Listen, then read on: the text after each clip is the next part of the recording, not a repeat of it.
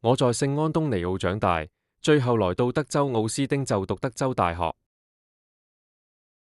大學期間，我開始養成喝酒的習慣，從一週1-2次變成3到4到5次，隨着大學時期越來越嚴重。大學期間，我完全遠離了主。你甚至不能把我當成冷淡的人。我甚至不知道你可以和主耶穌建立關係。我完全不知道，也從未從任何人那裡聽過福音。沒有一個人，沒有人對我說過耶穌或這個救恩的信息。我告訴你，光是這點就讓我內心充滿活力，因為我不想讓任何人聽不到福音。大學期間，我出櫃、結婚了，有過外遇、離婚，然後再婚。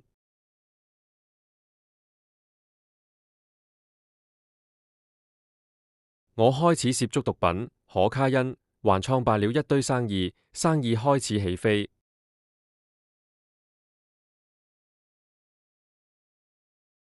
所以我過着一種生活，當個功能性酒鬼，這是個固定的事，就是起床、做事，賺盡可能多的錢，然後喝醉或微醺，直到某個時間，做事。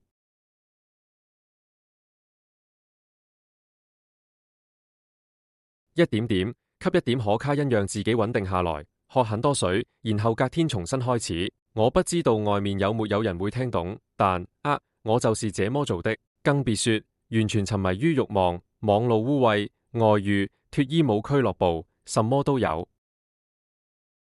全部。我經歷了第2次離婚，現在我開始覺得自己有問題，有什麼不對勁。也許，這裡有個共同點，我想那可能是我，但我還沒準備好承認這點，對吧？現在 COVID 爆發了，我直接進入這些新事業，他們像野火一樣蓬勃發展，像大火一樣瘋狂地發展。我有個新生意夥伴，我們彼此激勵。我們要走了，他在幫我，我在幫他。我們的生意正在成長。大約1年半後，他突然決定要拿走大部分的收入，基本上就是這樣，否則就不行。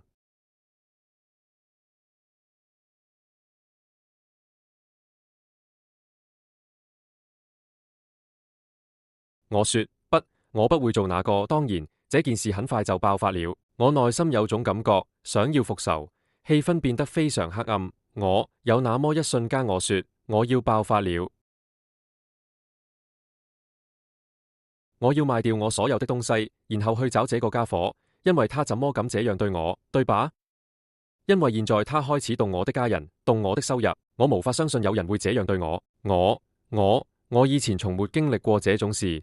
真的讓我很不容易，但我走進了那個黑暗的地方，感覺有什麼東西在醞釀，然後我崩潰了。我決定，你知道嗎？我會原諒他，我要吞下自尊，原諒他，然後我要讓命運處理他，對吧？所以我就這麼做了。就在我做完那件事之後，我內心有什麼東西轉變了。我完成了我有史以來最大的一筆交易之一，然後當時我沒注意到，但我知道是聖靈在幫助我，真的讓我冷靜了一整季。現在我要走了，我要走，走過我的人生。現在我有個未婚妻和我同住，和我同居，沒有結婚，因為我之前2段婚姻都有創傷後壓力症候群 （PTSD）。我還是偷偷地在吸毒，我每天都在喝到爛醉。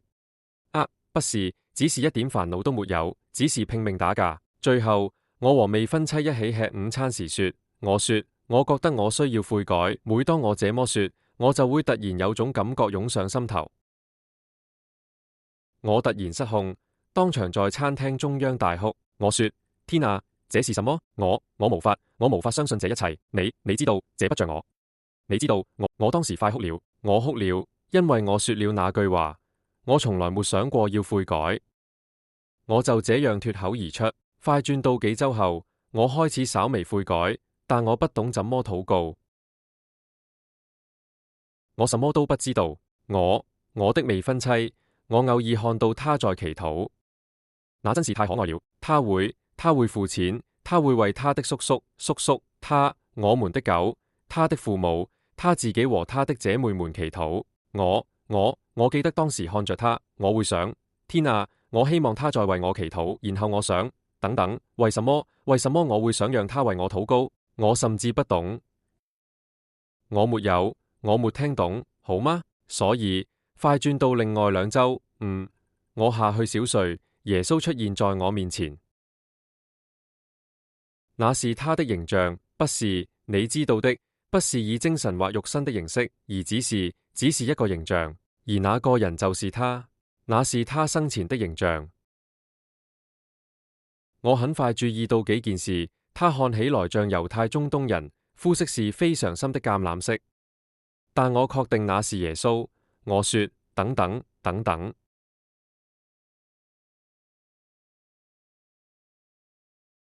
那看起來不像我在這些教堂裏見過的耶穌。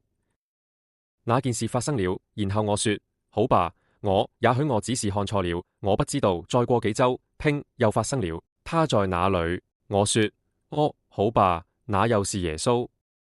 有事發生了。我得做點什麼？我說，然後我告訴了我的未婚妻這件事。第3次發生時，我現在完全警戒，開始有點擔心。我說，你覺得去教會怎麼樣？你覺得怎麼樣？這裏一定要發生點什麼，因為他想引起我的注意，而我還是不懂，我還是一直在做那些壞事，不斷地看色情、毒品、酒精，充滿貪婪、憤怒，什麼都有。快轉到幾個星期後，我上床睡覺，凌晨2點醒來，往左看到一位8英尺高的天使站在我面前，雙手像這樣。我注意到他的臉因為榮耀而閃耀着光芒。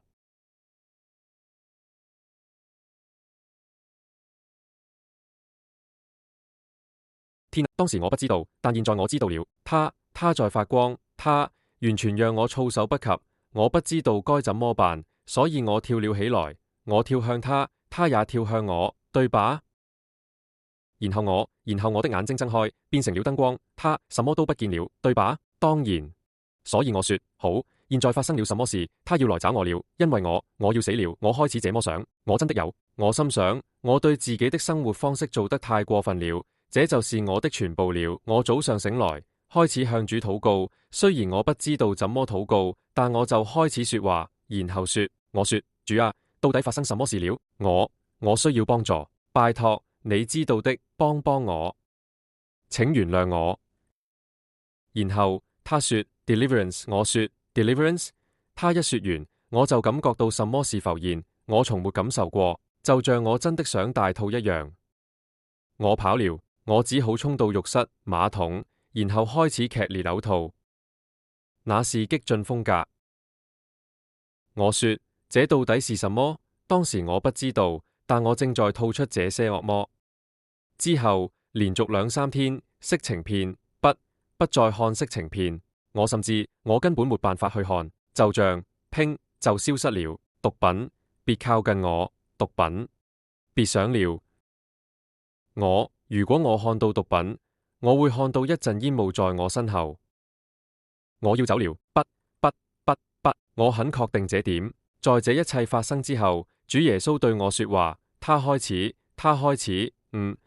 始跟我談各種事情，關於他的身體、教會、我的生命。他還說了一句話：我不希望你再活在罪中。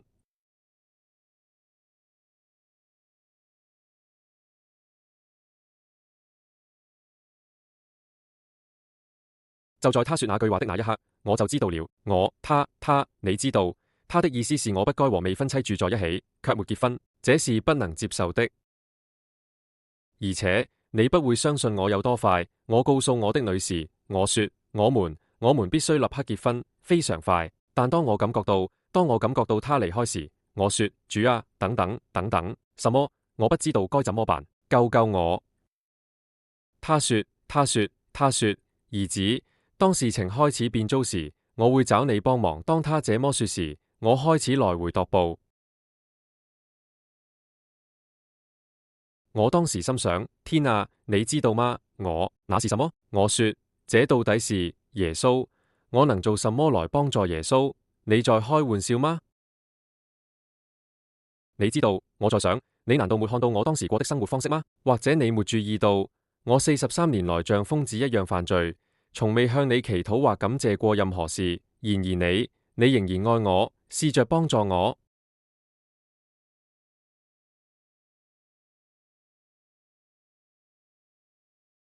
我沒有，你想帶我走？對真相，我簡直不敢相信，我簡直不敢相信。他沒有坐在那裏評判我，也沒有譴責我，他什麼都沒做，沒什麼。他只是愛着我，告訴我真相，還幫我解決了我的惡魔問題。順帶一提，我甚至不知道自己有這個問題。那之後，我開始上網找答案，我去了 YouTube。我一定聽過每一篇講道曾經有過的。我說的是每天10到12個小時，我只是一直看着看，我不知道該怎麼辦。聖靈告訴我，嘿，說，你需要讀你的聖經。我說，好吧。所以當我開始讀聖經時，我有一本欽定版，那感覺就像我在讀另一種語言。我眼睛上長滿鱗片。所以我說，這樣不行。所以我又買了一本聖經。我最後拿到 Amplified，但我又買了另一本聖經，那是耶穌聖經，對我來說稍微容易一點。然後我開始向主求智慧，對吧？當這一切發生時，我會有一種強烈的衝動，想要伸出援手，因為我覺得我必須說出我的故事。我必須說出我的故事，因為這件事真的簡直難以置信。所以我接受了一個大型頻道的訪談。順帶一提，任何想提供你見證的人，我會強烈建議你得救、重生、真正學習靈性。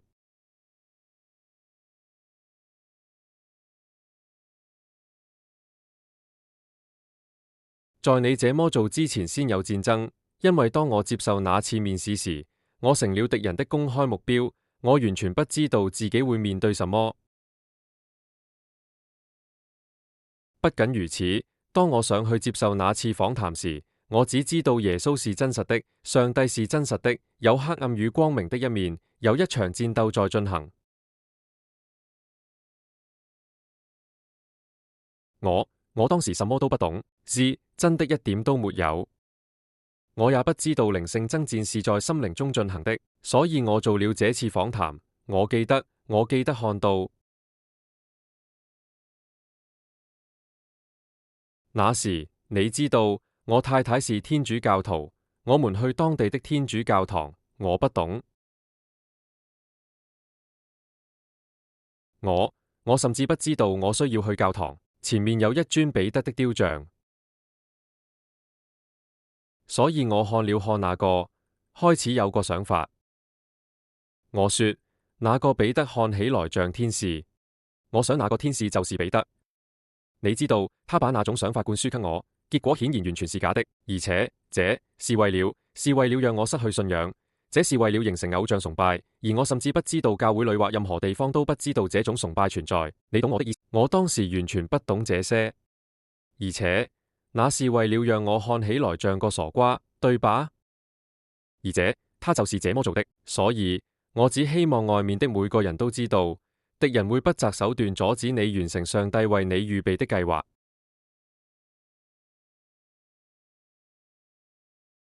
他像獅子一樣咆哮，仿佛他想吞噬誰。殺戮、偷竊、摧毀，這就是他的本性。好，我做了這次訪談。我說好，那真是太好了。結果沒我想象中那麼糟。我沒事，我很好。我覺得好一點了，但之後戰爭就開始了。我開始，一周晚上被攻擊2到3次。這些惡魔會進來，然後把我嚇死，對吧？睡眠癱瘓，但不，我真的能看到他們。隨着時間推移，攻擊變得越來越激烈。你知道耶穌說他們會回來找到乾淨的房子，然後七個朋友會跟着他們一起走，情況會比以前更糟嗎？因為這正是我遇到的。我記得那晚發生的事，我能感覺到他們進來，進入我體內，我的靈魂就像驚慌失措。就在那時，他們開始詛咒主，不斷詛咒主。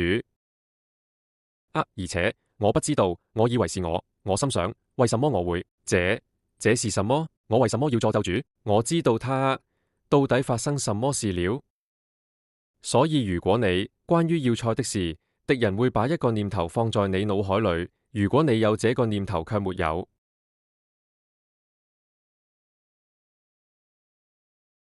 把它囚禁，直到基督順服，就像耶穌在聖經中所說，那個念頭會變成異象，或是隨着時間成為堅固的堡壘。一旦你有了據點，你就會遇到麻煩。你真的有麻煩，因為這樣你腦中就一直這樣循環。只是這就是要塞的意義，他活着，你無法停止。所以我知道我必須讀聖經，我會打開聖經，咒罵，詛咒，關上它，咒罵停不下來，打開它，每次看到耶穌這個字，詛咒，非常嚴重。只是我甚至到了可以讀一段，但還得大聲喊讀的地步。我得大聲念書才能撐過去，因為我做不到，因為那些惡魔太可怕了。我開始四處尋找解脫，我們要去的教會沒有解脫，不，一點也不接。我身邊沒有人做解脫，我感覺自己像在一座孤島上。我真的有，情況變得非常糟糕，糟到我以為我完了。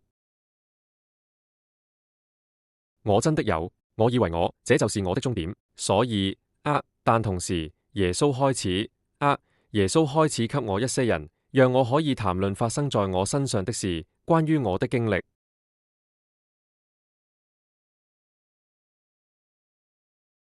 而在這時，我還在向主祈求。我說，主啊，我記得我當時只是禱告。我說，我知道耶穌很重要，這就是我當時的迷失。我說，我知道耶穌是上帝之子，我明白，但我不明白為什麼他會是人，他怎麼會是人又是上帝？而且為什麼大家都這麼重視耶穌？我不懂。然後說真的，因為我在聖經裏讀到你得像個孩子一樣，並且要尋求智慧。我說，你知道嗎？我之前這樣做沒效果，我會像個孩子一樣開始問這些問題。我不在乎怎麼樣，不管他讓我看起來怎麼樣，現在都不重要了。我已經，你知道，麻煩中了。你知道，我在做運動時進入了一個開放視野，睜開眼睛，結果是黑暗中，我正往那個巨大的方向拉近，看起來就像一隻松鼠這樣移動。多層堆疊在一起，藍色的東西在空中飛舞，像鬆餅一樣快速堆疊。現在我四處移動，看到耶穌穿着白袍，嘴巴在動。他正在談論這個世界、整個宇宙、所有的領域。我不知道我怎麼知道的，我只是說，我不可能剛剛看到那個。你一定是在開玩笑。那天晚上，我打開聖經，書就在那裏，萬物皆為他而造，藉着他。我讀到那篇文章後心想，哇，天啊！我說，耶穌是創造者，耶穌是道路、真理、生命，一切開始串聯起來，一切終於開始串聯起來了，對吧？情況變得非常糟糕，糟糕到我第二次向主呼求。我說，主啊，我需要你的幫助，我現在有麻煩了，饒了我，拜託幫我，拜託。你知道，我當時我崩潰了，因為我無法相信這些惡魔，他們不會停止，這種感覺一直持續着。我醒來時聽到主的聲音，他說，順帶一提，他的聲音很美。你知道，人們說他像流動的水，這完全正確。他在我的靈魂中回蕩。他說。你已經被釋放了，這是你轉變的第一天。然後然後就這樣，我立刻知道我從要塞中獲釋了，因為我的大腦像軟泥一樣，我又能重新思考，感覺真好，感覺真好，只有主能做到這點。但現在第二部分是，好，我要去拿咖啡，然後我要祈禱。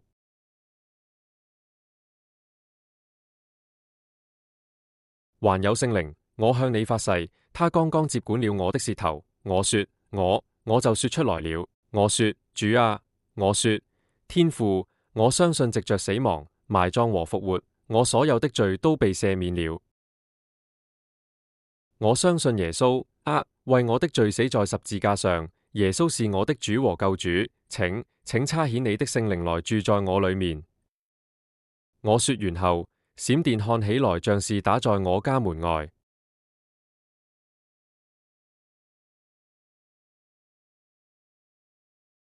這聲呼呼聲，然後雷聲響起。我跟你說，整個房子都跟那聲響起。我說，發生什麼事了？我的小約克夏完全失控了，他快要昏倒了。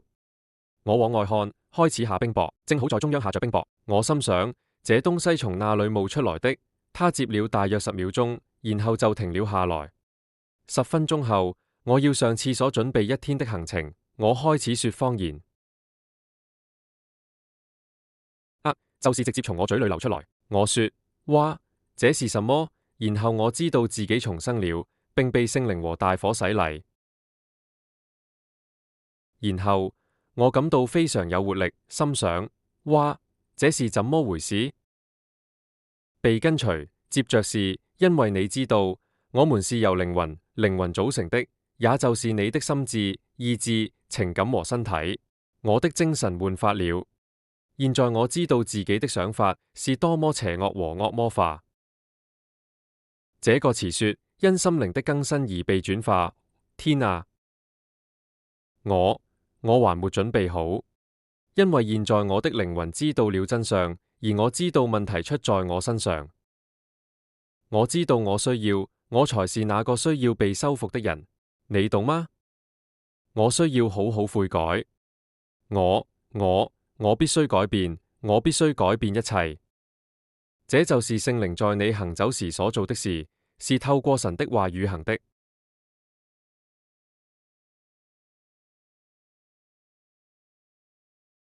所以我必須充滿，我必須用神的話語來填滿我的心，而不是世俗的事物。現在我覺得自己像個新生兒，真的，我幾乎感到迷失。因為這個世界對我來說就失去了所有吸引力。我是說，比以往任何時候都還要多，甚至比我看到那個天使和耶穌之後都還要多。我正在被定罪，我不懂，但這個世界依然有那種吸引力，它拉扯着我。那之後，我不想再和這個世界有任何瓜葛，我不知道該怎麼辦。我只知道我非常愛耶穌，也非常感恩。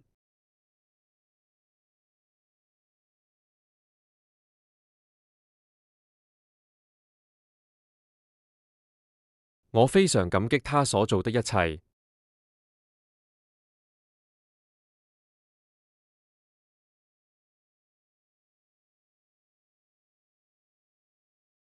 因為我知道自己要去那裏。我知道自己要去那裏。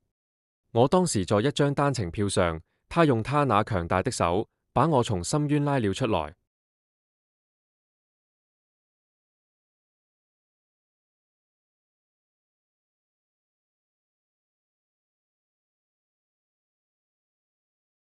我說，我絕不會讓你失望。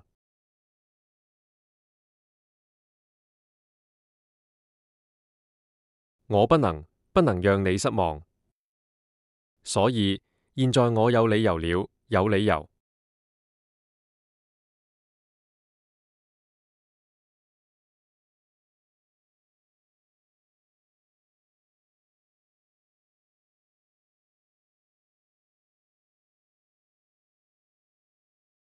我已經擺脫了罪的懲罰。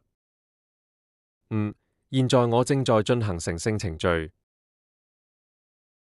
當時我根本不知道那是什麼，完全不懂，但我知道自己正在經歷快速的變化，也知道無法回頭。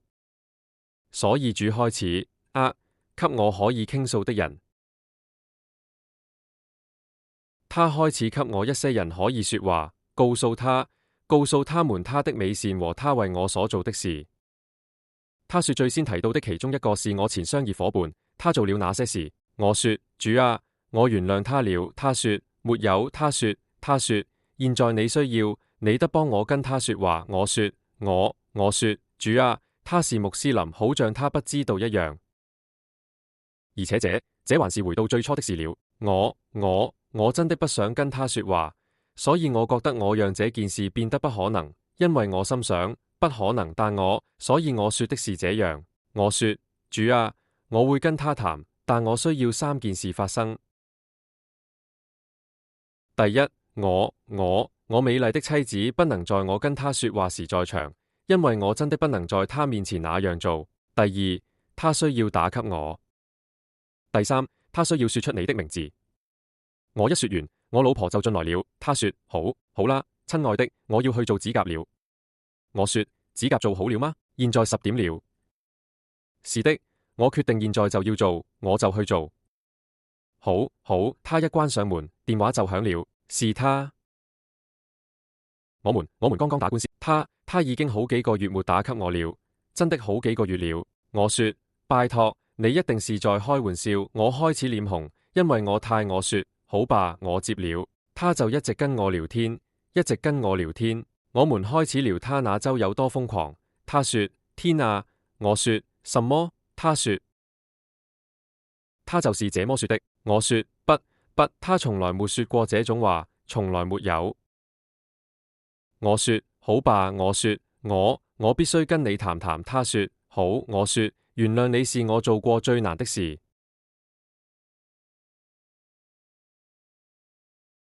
這是我做過最艱難的事，但同時也是我做過最好的決定。然後我告訴他我的證詞，對吧？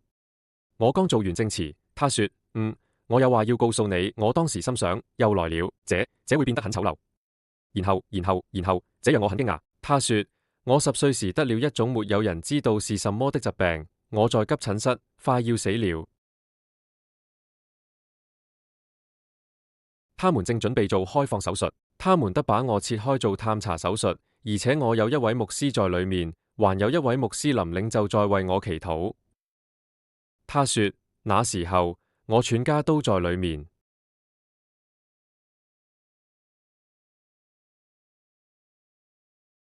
房間開始變暗，於是房間開始變暗，我的靈魂開始飄離身體。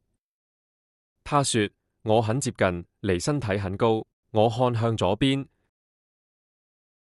還有一個穿着白色涼鞋的男子走了進來。他說但是那是個猶太人，那是一位留着長髮的猶太男子。我說他說，然後他走過來拿走了我的靈魂，然後把他丟回我的身體裏。他說不，現在不會發生。然後我說老兄，那是耶穌。他說不。我說哦，是的。我看到他時，他想讓我知道他是個中東人，膚色偏橄欖色，因為你看到的正是他。他是唯一有能力來奪走你的靈魂，把你丟回身體，告訴你何時該是你的人。真的，只有他能做到。我說這就是原因，這就是他想讓我跟你談談的原因。這一切都是有原因的。他真厲害，他好到他想要。他希望你們能夠認識，透過他得救。他想救你。我說哇，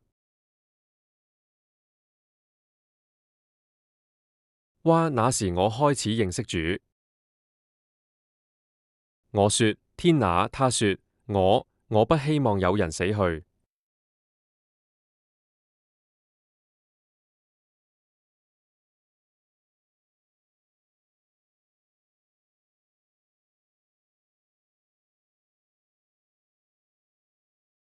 每個人都有機會，每個人都需要聽福音，而且讓我告訴你一件事，他日夜工作，我只是，我真的無法相信，他讓我在我生命中跟多少人說話，當他給我一句知識的話時，總是，那都是理由，這背後總是有原因的。而且他真的有多厲害，真是難以置信。他就在這一切發生的時候，我開始明白他有多厲害。還在了解他，對吧？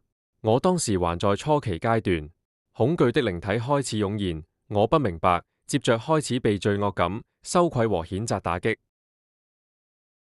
我說：哇，這是什麼？而我無法停止這些想法。這些關於我過去做過的事的想法，撞擊我，擊中我。每次我開始感覺好轉，一次又一次，一次又一次，一次又一次。我說，到底發生什麼事了？現在我開始看地獄見證。我大概看了100部，我自己都嚇壞了。我說，也許我沒有自己，也許我沒有救贖，或者我會很快失去他。我快要崩潰了。我知我不行，我做不到，我該怎麼活得沒有罪，對吧？然後他引導我走向法律，我甚至不知道，即使發生了這一切，我還是被引導到宗教和法律裏。所以現在我試着遵守法律生活。他帶着我，讓我去找這位教會領袖談話。我試着向他解釋什麼是重生的經驗，然後說每個人都需要重生。順帶一提，當我知道發生在我身上的事，我重生了，開始和人交談時，我開始意識到我身邊幾乎沒有人重生。我不喜歡這樣我又陷入了瘋狂。我說，這怎麼可能？我不明白這怎麼可能？為什麼教會不一直討論這個話題？約翰福音3:3就這麼寫了。我確信耶穌說的一切都是真的。我一次又一次地經歷過這種情況。如果他說了，那就是真的，這一定會發生，或者說是強制性的。你知道，他說的話是必須的，他就是真話。於是我去找這個人談話，結果發現我根本不完全理解那是什麼。重點全是洗禮、水洗。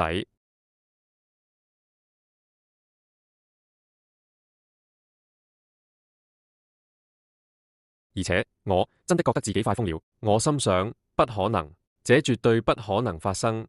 那天晚些時候，我開始看到一個披着黑色斗篷的男人，每次他來我都會癱瘓，完全癱瘓。我說，這到底是什麼？這可不妙。大約在那次會議後1-2晚，我聽到床頭櫃動了，有人就在這裏嚇了我一下，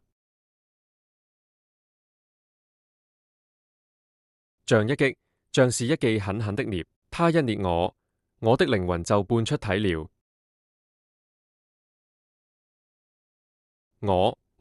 我知道我有危險，我開始用盡全力尖叫，想把耶穌救出來，因為我現在正呼求耶穌。天啊！說不出來，拿不出來。終於我把它說出來了。我是說，我當時很害怕，因為我不想要任何不潔的靈體奪走我的靈魂或身體。你在開玩笑嗎？我呼求了我的救主。我一拿出來，就立刻回到身體裏。我醒來，我猛地從床上跳起來。我說，就是這樣。我說，這已經太過分了。我說，主啊，聖靈，你一定要幫我。我到底漏掉了什麼？這已經失控了。他說，你還沒投降哦。他就是這麼說。他說，你還沒投降。我說，我不懂。我看着這些講道、讀聖經、禱告，然後我開始多想，然後說，糟了，他說得對，我知道他是對的，因為每次他對我說什麼，我都知道我錯了。這需要一點時間才能達到那個領悟。所以我說，然後我才意識到自己還在，我還是。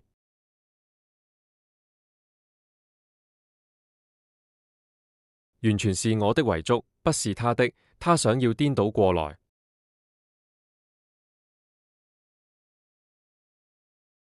你懂，他想讓我完全向他投降。所以我開始思考這件事。我說，好，我們再想想。他無所不知，無所不知。然後我看到，然後我想到保羅在聖經中所說的話。他說，我所知道的只有耶穌，耶穌和他被釘在十字架上，我只知道這些，對吧？他無所不在，他同時存在於過去、現在與未來的無處不在。他是開始也是終點，他無處不在，所以他已經知道未來了。那我為什麼不向他屈服？因為你不覺得他有比我更好的計劃嗎？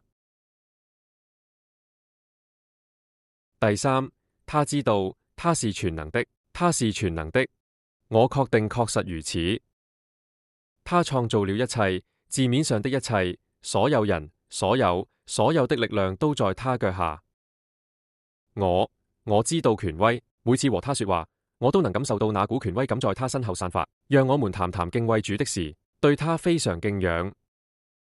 所以我說，我所有的權威都是透過你，只有你，因為你給了我這個權威。你是權威。所以我會說這三個特質，然後我說，叔叔，你知道嗎？我要放棄了。我今天就到這裏。是時候真的該做這件事了。同時，我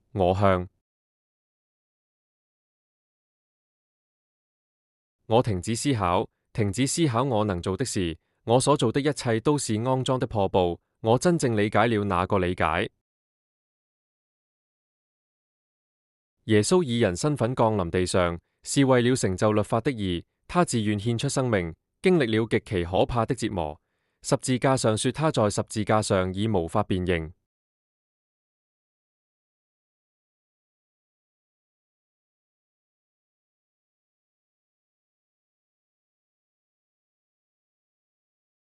死亡、葬禮，然後在第三天復活，擊敗了地獄，擊敗了死亡。他把鑰匙交給了教會，對吧？我知道，只要我有信心和信心，並使主耶穌成為我的主和救主，他就代替我和你應得的刑罰。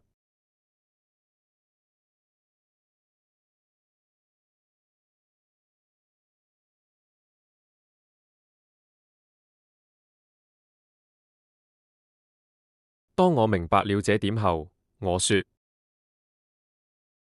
哦，是的，這就是為什麼每個人都需要耶穌，每個人都需要救世主。你不想承擔你的罪的懲罰，也不想遵守律法。他們稱之為律法的詛咒是有原因的，因為它是新約。法律，這根本不可能守住。任何說自己能做到的人，都是現在不是不對的。你永遠不想自己能做到那種事，這不可能。你說謊一次，你就會違反一條法律，你就違反所有法律。讓耶穌成為你的主和救主，將會是你人生中做過最棒的決定。他是道路、真理與生命，他是通往父的唯一道路。他說：沒有人能藉着我來到天父那裏，這就是真理。現在我重生了，充滿了靈，等等，我得到了平靜。我心中其實有平靜，我內心有平靜。這是什麼？這真是太不可思議了。這就是我一生都在尋找的東西。這些年來，我一直在做這些事，不斷尋找更多這個、更多那個、更多，但什麼都不會成功。這對外面所有人都適用。我不在乎你多麼富有，身在何處，做什麼，沒有耶穌，你永遠不會感到滿足。你根本不是。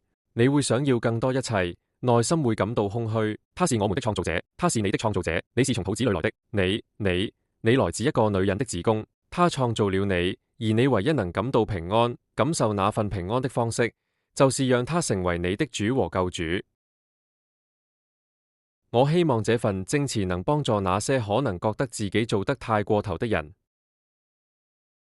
我也經歷過，那不是真的。他在十字架上所做的事可以抹去，他的血可以洗淨你所有的罪。第一步是悔改，悔改，懺悔，再懺悔。我還是一直在悔改。你透過持續悔改來展現果實。他想和你建立私人關係，那是什麼意思？那也就是說，要為他留時間，花時間與他共度禱告。你知道的，給你買一本你能理解的聖經，然後每天讀。聖經是神的話語，是被授權的。他想要一段關係，是個人親密的關係。我必須強調這一點。他常說他的孩子們不願意靠近他，這代表他們其實沒有花足夠的時間陪他。他們其實並沒有真的針對他，這讓我聽到這話感到難過。傷害我孩子的人也該遭殃，他們真是禍災。我想我們都知道那是什麼意思。話雖如此，我希望我的見證對你有所幫助。如果你想重生，被寶貴的聖靈充滿，請跟我一起念這段禱告。天父，奉耶穌的名，我相信藉着死亡、安葬和復活，我所有的罪都得赦免。我為我所有的罪悔改。我相信主耶穌是我的主和救主，我也請邀請主耶穌進入我的心中。天父，請差遣你寶貴的聖靈來住在我裏面。感謝你，耶穌，阿門。